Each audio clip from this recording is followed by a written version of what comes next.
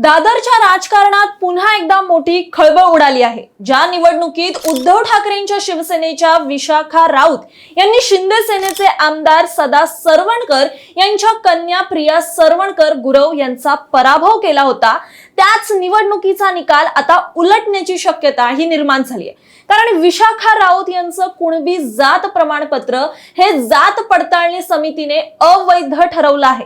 त्यामुळे आता प्रश्न फक्त जात प्रमाणपत्राचा इकडे नाहीये, तर त्यांच्या नगरसेवक पदाचं काय होणार हा देखील आहे।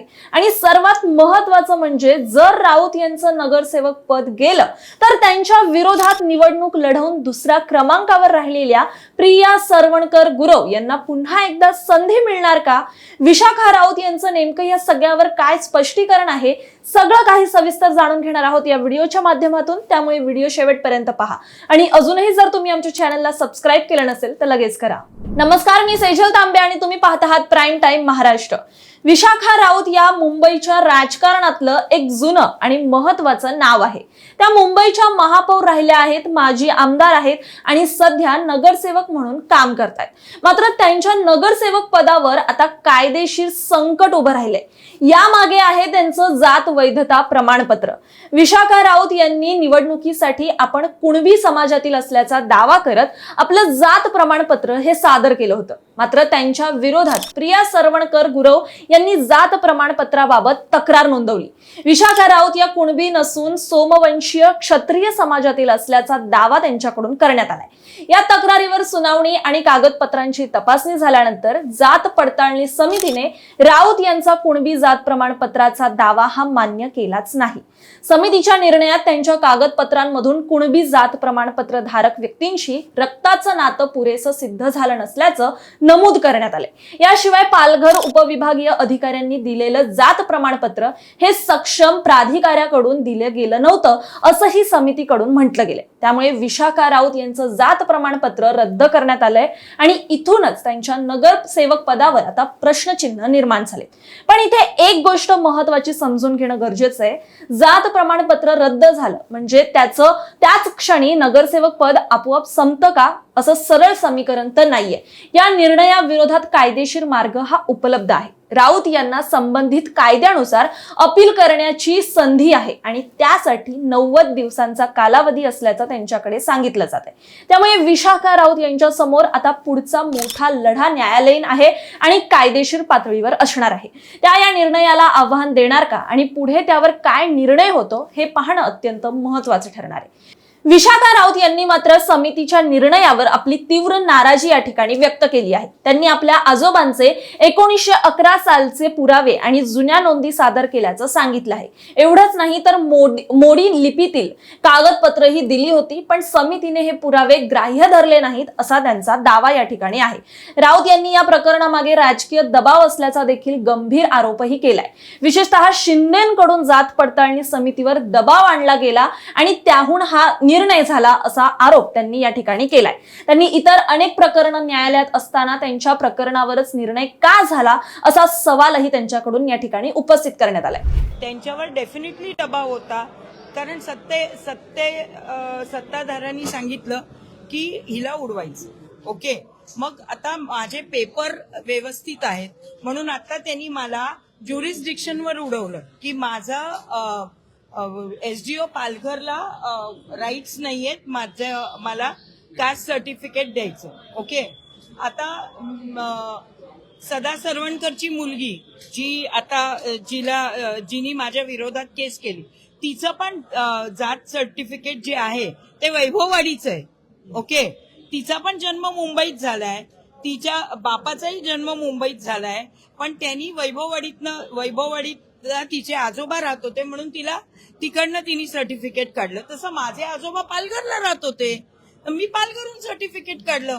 मग काहीतरी रिझन घेऊन उडवायचं हे मला वाटतं सत्तेचा दुरुपयोग आहे। खूप प्रेशर होतं त्या कमिटीवर, कसलं ते मी सांगणार नाही। ओके, पण त्या कमिटीवर खूप प्रेशर होतं आणि म्हणून आमचं हिअरिंग झालेलं आणि आज त्यांनी ऑर्डर काढली की पालघरला SDOला जे मला निवडणुकीच्या पूर्वी निवडणूक लढायच्या आधी तुम्हाला सर्टिफिकेट द्यायला लागतं ते मला SDO पालघरनी दिलं होतं। ओके, त्याला राईट्स नाहीयेत SDO ला माझा सर्टिफिकेट द्यायचा, याच्यावर त्यांनी माझं सर्टिफिकेट इनव्हॅलिड ठरवलं. आताची ही कसं आहे म्हणजे महानगरपालिकेला सेकंड जो असतो त्याला डिक्लेअर करतात. ओके, सेकंडला डिक्लेअर करतात. त्यामुळे ते फार सोपा मार्ग आहे ना.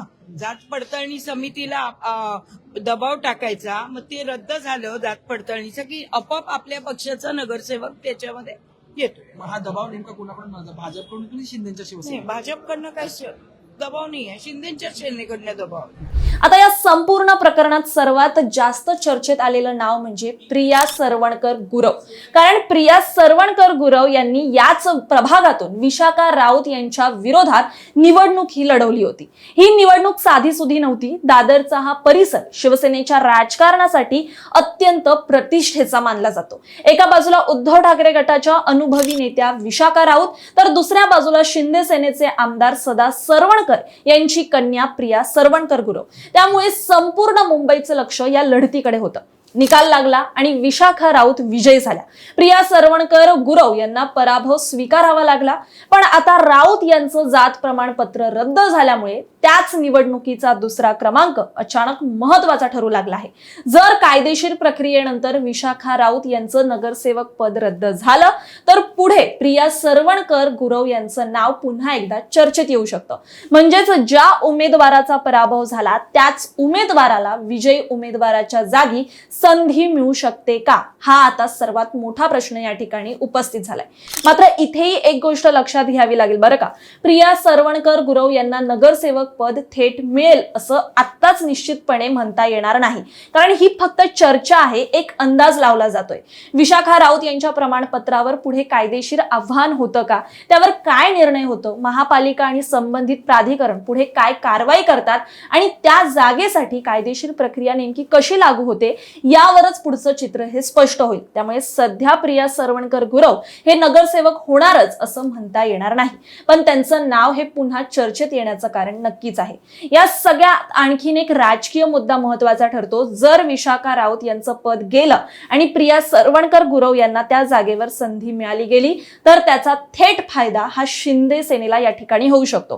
कारण एका जागेवर उद्धव ठाकरे गटाचा नगरसेवक हा कमी होऊन शिंदे सेनेची संबंधित उमेदवाराला संधी मिळण्याची शक्यता इकडे या ठिकाणी निर्माण होईल. त्यामुळे हा केवळ एक नगरसेवकाचा प्रश्न राहणार नाही तर मुंबई महापालिकेतील राजकीय समीकरणांवरही त्याचा थेट परिणाम हा होऊ शकतो.